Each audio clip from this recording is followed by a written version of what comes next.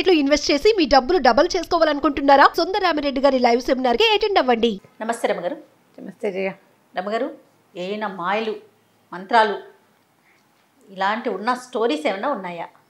చాలా చెప్పారనుకోండి, కొంచెం గ్యాప్ వచ్చింది కదా, సిరీస్ల మీద పడ్డాము. అందులో కార్తీక మాసాలు, మాఘ మాసాలు, సో భక్తి గురించి ఎక్కువ చేస్తూ ఉన్నాం కదా. కథల్లో ఇప్పుడు అపూర్వ చింతామణి లాగానే జానపద కథలు చాలా ఉన్నాయి జయ మనకి. వాటిని కొన్ని సినిమాలు కూడా తీసేశారు. గులేబా కావళి కథ, రాణి రత్నప్రభ, రాజకోట రహస్యం, రాజమొకటం, అలాంటి బోల్డెన్ సినిమాలు అవన్నీ కూడా జానపద గాథలే. ఏదో ఒక రాజుగారి అబ్బాయి జన్మరహస్యమో, రాజుగారి జన్మరహస్యమో, లేకపోతే వీళ్ళ తాలూకు నిధో, రాజస్థానం తాలూకు నిధి రహస్యాలు. నిధి రహస్యాలు ఉన్న మూవీస్ ఏంటి రమగారు? నాకు భలే ఇష్టం అండి నిధులు.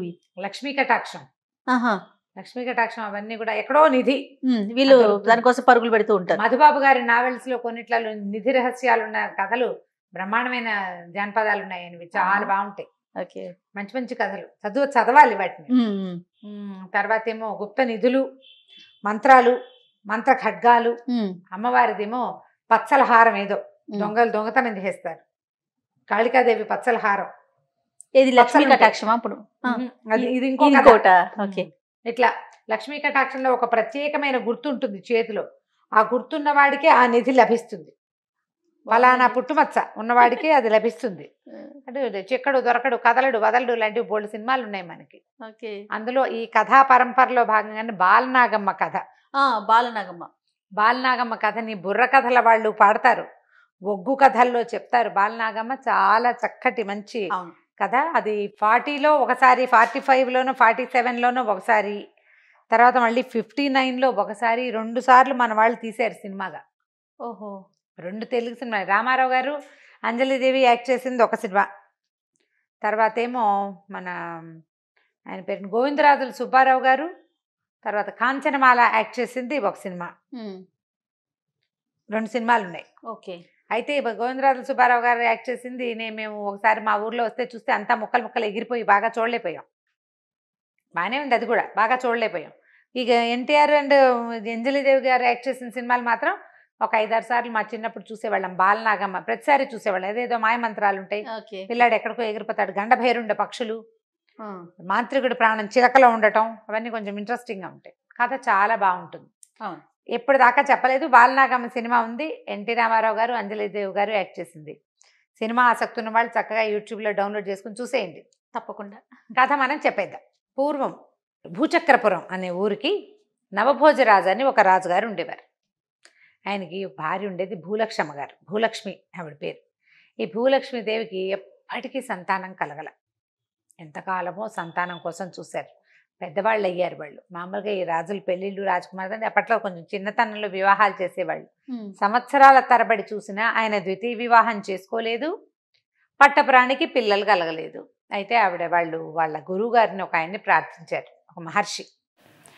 ఆయన ఎక్కడికో వెళ్ళి మన కాశీయాత్ర అవి చేసుకుని వచ్చి తిరిగి వచ్చాక ఆయన్ని ప్రార్థిస్తున్నాడు. ఇంతకాలం సంతానం లేదు, ఈ రాజ్యానికి వారసులు ఎవరు?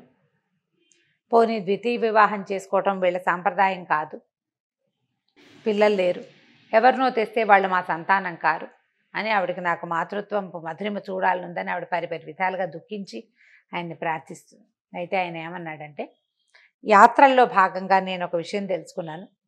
మన ఊరు బయట ఒక పురాతనమైన దేవాలయం ఉంది. అక్కడ ఒక పెద్ద నాగేంద్రుడి పుట్ట, ఆ పుట్ట మీద ఒక మామిడి చెట్టు. ఆ నాగేంద్రుడు సహజంగానే నాగేంద్రుడు సంతానకారకుడు.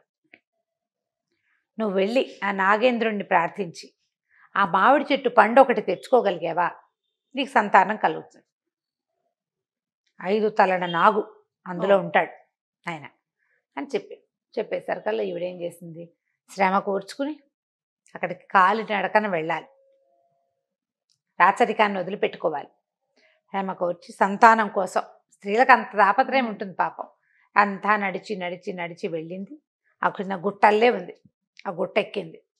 తర్వాత దేవళం, పురాతనమైన శివాలయం.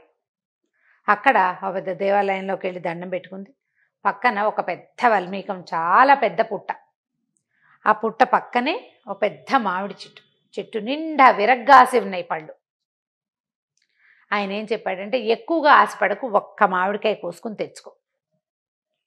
ఆయన్ని ప్రార్థించి చెట్టు ఎక్కు, మామిడికాయ కోసుకో. ఆ చెట్టు ఎక్కాలంటే పుట్ట మీద కాలు వేసుకుని ఎక్కాలి. ఎక్కాలి. సరే, ఈవిడేం చేసింది, వెళ్ళింది. ఒక్క మామిడి పండే ఒక సంతానాన్ని ఇస్తే ఇన్ని పళ్ళు ఉంటే ఎంతమంది పిల్లలు కలుగుతారు? ఆశ కలిగిందా? స్త్రీ సహజమైన ఒక అత్యాశ, అంటే అత్యాశ సంతానం మీద లోభం. పాపం స్త్రీలకు ఉంటుంది సహజంగా, సంతానాపేక్ష తప్పదు కదా. ఏం చేసింది, ఆ పుట్ట మీద కాలేసి చీర్చింగ్ దూపుకుంది, పుట్ట మీద కాలేసింది, పైకి ఎక్కింది, ఒక్కొక్క గబగబా కొంగులోకి చాలా పళ్ళు కోసేసుకునేసరికి బుస వినపడింది. పుట్ట మీద కాలేసి ఉంది కదా, అమ్మో అని దిగేసింది. ఒళ్ళో నుంచి పళ్ళన్నీ మాయమైపోయినాయి. పళ్ళు లేవు, ఒక్క పండే మిగిలింది. బూసలు కొడుతూ నాగేంద్రుడు బయటకు వచ్చేసాడు. ఒక్క పండు కోసుకోమంటే అత్యాశ పాలయ్యావు, నిన్ను కాటందుకుంటాను అని, చంపేస్తానన్నాడు. అనేసరికల్లా బతిమలాడింది, నన్ను వదిలిపెట్టు, సంతానం కన్నివ్వు, నన్ను పిల్లల్ని కన్నివ్వు, పిల్లల్ని కని వాళ్ళ ఆటపాటలు చూసుకున్న తర్వాత స్వచ్ఛందంగా నేను నీకు నా ప్రాణాలు ఇచ్చేస్తాను. ఒక పండుని మించి కోసిన వాళ్ళని కాటందుకోవాలి, అది నా నియమం. నువ్వు కోసేసావు పళ్ళు. 7 పళ్ళు కోసింది ఆవిడ. సరే, చాలా బతిమలాడింది. సంతానం లేకుండా గొడ్డుమోతు చావే వస్తుందా నాకు, బతుకంతా గొడ్డుమోతు బతికే, మరణం కూడా గొడ్డుమోతు మరణమేనా? నిన్ను మీద ఆశపడి కదా ఇంత దూరం వచ్చాను, నన్ను కాస్త కరుణించు, పిల్లలు కలగని, పిల్లల ఆటపాట చూసుకోనివ్వు నన్ను. సంతానాపేక్ష స్త్రీకి ఎందుకు, వాళ్ళు పెరిగేదో రాజవ్వాలని కాదు, ఆ పసిబిడ్డ మురిపాలు చూడడమే తల్లికి ఆనందం, తల్లికి కావాల్సింది అదే కదా అని బతిమలాడేసరికల్లా సరే ఆయన ఏమన్నాడంటే, 7 పిల్లలు కలుగుతారు నీకు, 7వ పిల్లకి నాగం అని నా పేరు పెట్టు, 7వ బిడ్డకి. ఆ పిల్ల పుట్టిన తర్వాత అది కొంచెం పెరిగాక నేను నీకు వస్తాను, నీకోసం అని. సరే, వెళ్ళిపోయింది. వరుసగా 7 కూతుళ్ళు పుట్టారు ఆవిడికి. ఆఖరి పిల్ల పుట్టింది. చివరి పిల్ల 7వ పిల్లకి బాలనాగమ్మ అని పెట్టారు పేరు. పై వాళ్ళందరూ తలా ఒక దేవులు వాళ్ళు ఉన్నారు పేర్లు. చివరి పిల్ల మాత్రం బాలనాగమ్మ. చిన్నపిల్ల చాలా అందగతే, పిల్లలందరూ చక్కగా పళ్ళల్లే ఉండేవాళ్ళు. పిల్ల పాలు విడిచే వయసు వచ్చింది, 3వ ఏడు వచ్చేసింది. 3వ ఏడు వచ్చాక ఆవిడకి కల్లో పాములు కనపడడం మొదలుపెట్టినాయి. భూలక్ష్మికి పూట పాములు కనిపించేవి. ఏదైనా నడుస్తుంటే ఎక్కడి నుంచో పాము బుస వినపడినట్టుండి భయం వచ్చేసింది. పిల్ల పుట్టిన 3 ఏళ్ళకి ఎలాగో పిల్ల పెరిగాక, పెరగటం అంటే తల్లిపాలు విడవటమే కదా ముఖ్యం. వచ్చేస్తాడు సర్పం అని, నాగరాజు అని భయపడుతూనే ఉంది. భర్తకి చెప్పింది ఏడుస్తూ. ఆయన ఏం చేశాడు, పెద్ద ఒంటి స్తంభం మేడ కట్టించి చుట్టూతా అగ్ని ఏర్పరిచి ఆవిడ అందులో ఉంచాడు, కోటలో. నీకు పాములు రావు నీ దగ్గరికి అని. సరే, ఆవిడేమంది, నేను ఒకవేళ మరణిస్తే 2వ పెళ్లి చేసుకోవద్దు, పిల్లల్ని జాగ్రత్తగా చూసుకోండి, నాకు మాట ఇవ్వమని అడిగింది. అన్నాడు. సరే అన్నాడు. ఏమైంది, పిల్లలు రోజు కాసేపు తల్లిని కలుసుకోవడానికి ఆ నిప్పుల గుండంలోకి వెళ్ళి వచ్చేవాడు. ఇలా సంపెంగ పువ్వులు పెట్టుకుని వెళ్ళారు ఒకసారి. ఆ సంపెంగ పువ్వుల్లో ఒక క్రిమి రూపంలో చేరాడు నాగరాజు. లోపలికి వెళ్ళాక ఆ క్రిమి కాస్త నాగరాజుగా మారి ఆ భూలక్ష్మీదేవిని కాటేశాడు నాగేంద్రుడు. నియమం అంతే, ఇంకా నియమం ప్రకారం కాటందుకున్నాడు. భూలక్ష్మీదేవి చనిపోయింది. పిల్లలు గోల్మని ఏడ్చారు, దుఃఖించారు. ఏం చేస్తారు, చేసుకున్నది తప్పదు కదా పాపం. సరే, ఇందులో ఏమైంది, రాజుగారు పిల్లల్ని ఆయనే చూసుకునేవాడు, ఎటగొట్టా పెంచుకునేవాడు. ఈ పెంచుకునే పరిస్థితిలో మా చుట్టుపక్కల అనేవాళ్ళు, ఓ పిల్ల కాదు అరపిల్ల కాదు, 7 ఆడపిల్లలు. ఎలా చూస్తావు, ఎవరో ఒకళ్ళు ఆడతోడు ఉండాలి కదా, రేపొద్దున పెళ్లి పేరెంట్ అని చేయాలా అని చాలా బలవంత పెట్టి ఆయనకి ద్వితీయ వివాహం చేశారు. ఓహో, వీళ్ళు ఏటా పిల్లలు కదా, చిన్నపిల్లకి 5-6 ఏళ్ళు వచ్చాయంటే పెద్ద పిల్లకి వచ్చేస్తాయి 6 12-13 సంవత్సరాలు వచ్చేస్తాయి. పిల్లలు పెళ్లి వయసులు కూడా వచ్చేసినాయి. ఈ వచ్చిన సవితల్లి పిల్లల్ని కాల్చుకు తినేసేది. వాళ్ళకి అన్నాలు పెట్టేది కాదు, ఏమీ చేసేది కాదు. భోజనాల వేళకి వాళ్ళకెందుకు, ముందు రాజుగారికి అనేది. క్రమంగా ఏం చేసింది, రాజు ఎంతసేపు పిల్లల భారీగా ఉంటున్నాడు, పిల్లల కోడిలాగా పిల్లల్నే దగ్గర పెట్టుకుని ఉంటున్నాడు, తనతో బాగా గడపట్లేదని ఏదో మరుల మందు ఒకటి తెప్పించి పెట్టేసింది ఆయనకి. పిల్లల మొహం గిట్టకనేది, పిల్లలు మాట్లాడితే తలకాయ నొప్పి వచ్చేది ఆయనకి. చిన్నపిల్లలు కొంచెం కిలకిల్లాడుతూ మాట్లాడతారా, కాసేపటికి ఎక్కువ మంది పిల్లలు ఉంటే తలనొప్పి వస్తుంది. ఆయనకి అలవాటే, కానీ ఆయనకి తలనొప్పి వచ్చేలాగా చేసింది. దాంతో ఆయన పిల్లల్ని దగ్గర చేసేవాడు కాదు. సరే ఈ లోపల ఏమైంది, ఆయన ఎక్కడికో వెళ్ళాల్సి వచ్చింది, వేరే ఊరు. ఆ ఊరు వెళ్ళేసరికి ఈవిడేం చేసింది, పిల్లల్ని అడవిలోకి తోలేసింది. మొత్తం అందరినీ 7 పిల్లల్ని ఇంట్లో ఉండనివ్వల. ఒక్కొక్కసారి అన్నంలో విషం పెడితే ఆ తల్లి పాపం చనిపోయిందిగా భూలక్ష్మీదేవి, ఆవిడ ఆత్మ అక్కడక్కడక్కడే తిరుగుతూ ఉండేది.